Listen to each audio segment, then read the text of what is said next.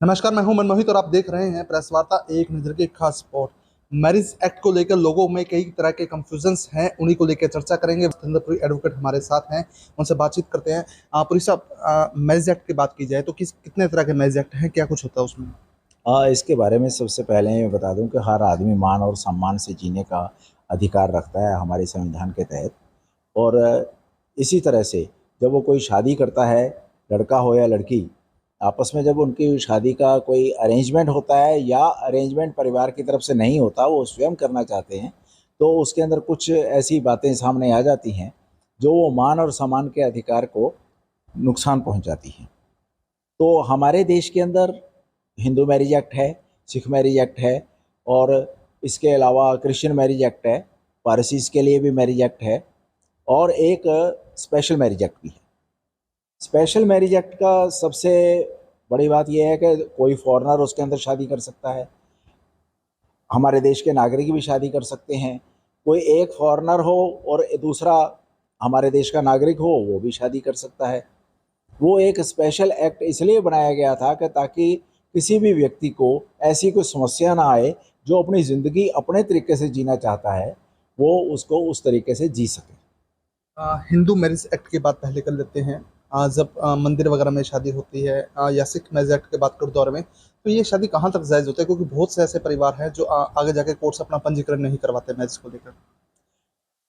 जहाँ तक मंदिर के अंदर शादी करने की बात है, अगर तो उसके अंदर सभी परिवार वालों का, सदस्यों का सहयोग है और वो कन्यादान की स्थिति जो हमारे एक संस्कृति के अंदर शामिल है, उसके अंदर शामिल होते हैं, तो कोई उसके अंदर दुविधा नहीं है। लेकिन अगर कोई स्थिति ऐसी आती है जहाँ लड़का या लड़की या दोनों आपस में मिलकर अपने समझौते के तहत और लीगल एज में होते हुए अपनी मर्जी से शादी करके रहना चाहते हैं, अपनी ज़िंदगी को अपने तरीके से जीना चाहते हैं, तो मंदिर में शादी की हुई बिल्कुल स्पष्ट रूप से कहूँगा कि उतनी मान्यता प्राप्त नहीं है, क्योंकि वहाँ मालाओं का आदान प्रदान करके शादी करके एक सर्टिफिकेट इशू कर दिया जाता है। लेकिन वो सर्टिफिकेट इशू करने का अधिकार उनको किसने दिया? जैसे हम एडवोकेट हैं, हमारा एक एडवोकेट एक्ट है, उस एडवोकेट एक्ट के तहत हम अपना कार्य करते हैं, हम प्रोफेशन को चलाते हैं। लेकिन ये अभी तक कहीं नहीं है कि वो जो मंदिर का पुरोहित या कोई पंडित ब्राह्मण जो फेरे कराने की बात करता है और लड़का लड़की अपनी इच्छा से शादी कर रहे हैं, तो वो उसको सर्टिफिकेट इशू करने का अधिकार किसने दिया है?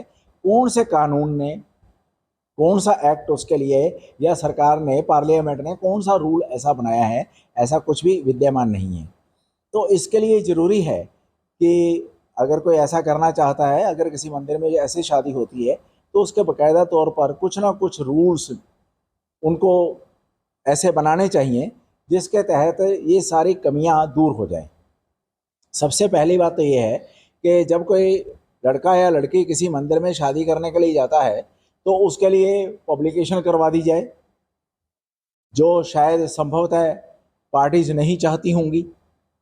लेकिन अगर ऐसा नहीं है तो वो शादी को मान्यता कैसे मिल जाएगी जब तक उसके लिए दीवानी अदालत से आप डेक्लेरेशन नहीं लेते? दीवानी अदालत ही बताएगी कि हाँ, ये पति पत्नी हैं, ये शादीशुदा हैं। इसलिए सबसे ज़रूरी है कि आप स्पेशल मैरिज एक्ट में आइए। स्पेशल मैरिज एक्ट में अगर आप प्रावधानों के विरुद्ध जाकर भी अगर अपनी मर्जी से शादी करना चाहते हैं, तो उसकी रजिस्ट्रेशन का प्रावधान भी उसके अंदर है। और उसके वहाँ जाने के बाद उसकी प्रक्रिया पूरी कीजिए। प्रक्रिया पूरी करने के बाद आपका मैरिज ऑफिसर आपकी मैरिज को रजिस्टर्ड कर सकता है। लेकिन ये ज़रूरी है कि वो दोनों, लड़का या लड़की, पति पत्नी के तौर पे रह रहे हों, और जहाँ वो शादी का रजिस्टर्ड करवाने की बात कर रहे हैं, कम से कम 30 दिन तक वहाँ लगातार रह रहे हों इस रजिस्ट्रेशन से पहले। तो ये सब चीज़ें पूरी करने के बाद उनकी शादी वैलिड होगी। सिर्फ माला का तब्दील कर लेने से, या कोई ऐसा और तरीका इख्तियार कर लेने से, या किसी भी संस्था से कोई सर्टिफिकेट प्राप्त कर लेने से शादी का जो मूल रूप है वो सामने नहीं आता। लेकिन सवाल ये आ जाता है कि अधिकतर लोग जो हैं कोर्ट से अपना पंजीकरण नहीं करवाते, बावजूद उनके राशन कार्ड में भी नाम चढ़ जाता है और भी सरकारी सुविधाएं मिलती है, ये फिर कैसे पॉसिबल हो पाता है? एक्चुअली क्या है कि पंजीकरण कराना कोई ज़रूरी नहीं है। जो रजिस्ट्रेशन जिसे बोलते हैं वो एक अलग पहलू है।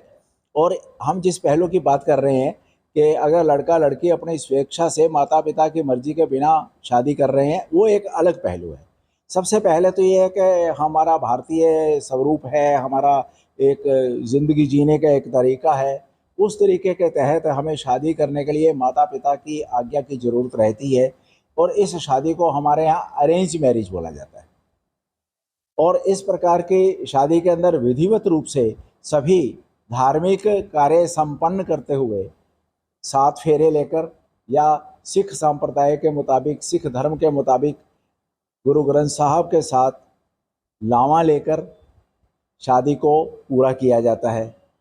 तो ये शादी एक सामाजिक तौर पे भी एक मान्यता रखती है। जहाँ तक जिस रजिस्ट्रेशन की बात कर रहे हैं, रजिस्ट्रेशन शादी की एक अलग चीज़ है। वो शादी करने के बाद आप रजिस्ट्रेशन, जो विधिवत रूप से शादी की जाती है, उसकी रजिस्ट्रेशन आप रजिस्ट्रेशन अधिकारी के पास जाकर विधिवत रूप से करवा सकते हैं। उसका परफॉर्मेंस है, उसके अंदर विटनेसेस होते हैं, वो गवाह आपकी गवाही डालते हैं और उसके बाद बाकायदा तौर पे उसको रजिस्टर्ड किया जाता है। उसके साथ शादी के प्रूफ लगाए जाते हैं और माता पिता की साथ में सहयोग भी लिया जाता है, उनके एफिडेविट्स भी लगते हैं। स्पेशल मैरिज एक्ट की बात की जाए तो बहुत कम लोग इसके बारे में जानते हैं, तो ये पूरा प्रोसेस क्या होता है, कहाँ अप्लाई करना होता है स्पेशल मैरिज एक्ट की बात की जाए? स्पेशल मैरिज एक्ट में शादी के लिए जो हमारी सरकार है वो समय समय के ऊपर अथोराइज करती रहती है ऑफिसर को कि मैरिज ऑफिसर कौन होगा। प्राय डिस्ट्रिक्ट मजिस्ट्रेट को ही माना जाता है, उन्हीं को ये पावर होती है, क्योंकि डिस्ट्रिक्ट के अंदर वही सबसे बड़े अधिकारी होते हैं। और इसके अंदर बाकायदा तौर पे नोटिस जारी किया जाता है, उस नोटिस की बाकायदा रिकॉर्ड रखा जाता है और उसके ऊपर ऑब्जेक्शंस के लिए समय दिया जाता है। अगर कोई आके ऑब्जेक्शन करना चाहता है तो वो उन ऑब्जेक्शंस को एक निश्चित समय के भीतर जो मैरिज ऑफिसर है वो उसका निपटान भी करता है, ताकि ऐसा ना हो कि मामला बिना वजह के लंबित हो जाए। और अगर वो देखता है कि ऑब्जेक्शंस के अंदर ऐसा कुछ भी नहीं है, कोई इलीगल नहीं है, कोई इलिसिट नहीं है, तो वो उस शादी को मंजूरी दे देता है और बाकायदा तौर पे उसके बाद एक सर्टिफिकेट इशू किया जाता है, जो सर्टिफिकेट एक रजिस्टर में दर्ज भी होता है। तो बिल्कुल आप इन मैरिज एक्ट के बारे में क्या सोचते हैं, कमेंट करा दीजिएगा। फिलहाल आप इस वीडियो को अधिक से अधिक शेयर जरूर कर दीजिए। बहुत बहुत धन्यवाद।